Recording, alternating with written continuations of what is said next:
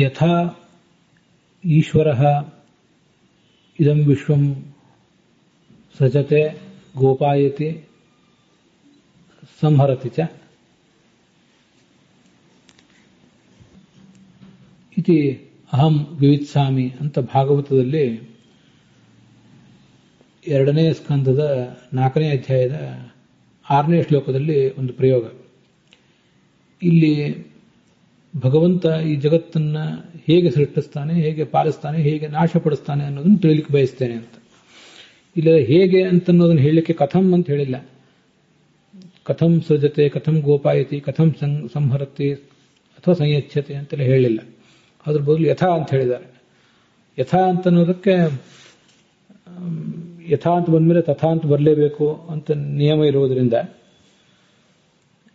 ಏನ ಪ್ರಕಾರೇಣ ಸೃಜತಿ ಸಂಹರತಿ ರಕ್ಷತಿ ಚ ತಂ ಪ್ರಕಾರಂ ಆ ಒಂದು ವಿಧಾನವನ್ನು ನಾನು ತಿಳಿಲಿಕ್ಕೆ ಬಯಸ್ತೇನೆ ಅಂತ ವಿಜಯಧ್ವಜರ ವ್ಯಾಖ್ಯಾನದಲ್ಲಿ ಅದಕ್ಕೆ ತೋರಿಸಿದ್ದಾರೆ.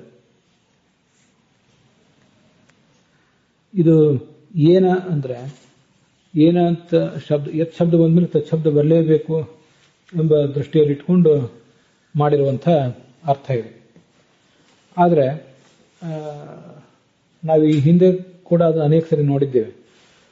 ಅದು ಯತ್ ಶಬ್ದ ಬಂದ ಮೇಲೆ ತತ್ ಶಬ್ದ ಬರಲೇಬೇಕಾಗಿಲ್ಲ.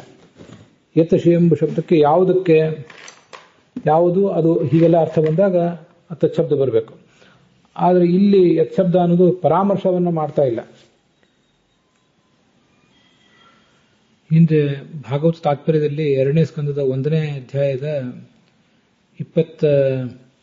22ನೇ ಶ್ಲೋಕದಲ್ಲಿ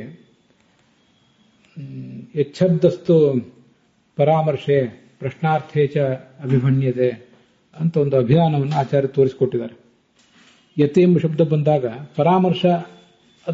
ಪರಾಮರ್ಶಕ್ಕೆ ಅದು ಸೂಚಕ ಆಗಬೇಕಾಗಿಲ್ಲ. ಯತ್ರ ತತ್ರ ಯಥಾ ತಥಾ ಇವೆಲ್ಲ ಪರಾಮರ್ಶ. ಆ ಪರಾಮರ್ಶಕ್ಕೆ ಅದು ಸೂಚಕ ಆಗಬೇಕಾಗಿಲ್ಲ. ಹೊರತು ಪ್ರಶ್ನ ಎಂಬ ಅರ್ಥದಲ್ಲಿಯೂ ಯಥಾ ಅಂದ್ರೆ ಕಥಂ ಎಂಬ ಅರ್ಥದಲ್ಲಿಯೂ ಕೂಡ ಅದನ್ನು ನಾವು ಪ್ರಯೋಗ ಮಾಡಬಹುದು ಅಂತ ಆಚಾರ್ಯ ತೋರಿಸಿಕೊಟ್ಟಿದ್ದಾರೆ. ಆದ್ರಿಂದೇನೆ ಇಲ್ಲಿ ತತ್ಶಬ್ದವನ್ನು ಅಧ್ಯಾಯ ಅರ್ಥ ಮಾಡಿಕೊಂಡೇ ಅದಕ್ಕೆ ವ್ಯಾಖ್ಯಾನ ಮಾಡಬೇಕಾದ ಅಗತ್ಯ ಏನಿಲ್ಲ. ಅದರಿಂದಲೇ ಯಥಾ ಅಂದ್ರೆ ಕಥಂ ಅಂತ ಅರ್ಥ, ಕೇನ ಪ್ರಕಾರೇಣ ಅಂತ ಅರ್ಥ ಅಂತ ಯಾದವಾರ್ಯರು ಹಾಗೆ ಅದನ್ನ ವ್ಯಾಖ್ಯಾನ ಮಾಡಿದ್ದಾರೆ.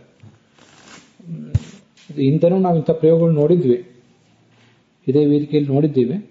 ಮತ್ತೊಂದು ಬಾರಿ ಈಗ ಅದನ್ನ ಇನ್ನೊಂದು ಉದಾಹರಣೆ ಸಮೇತವಾಗಿ ನೋಡ್ತಾ ಇದ್ದೀವಿ ಅಷ್ಟೆ. ಇದು ಭಾಗವತದ 2ನೇ ಸ್ಕಂಧದ 4ನೇ ಅಧ್ಯಾಯದ 6ನೇ ಶ್ಲೋಕ.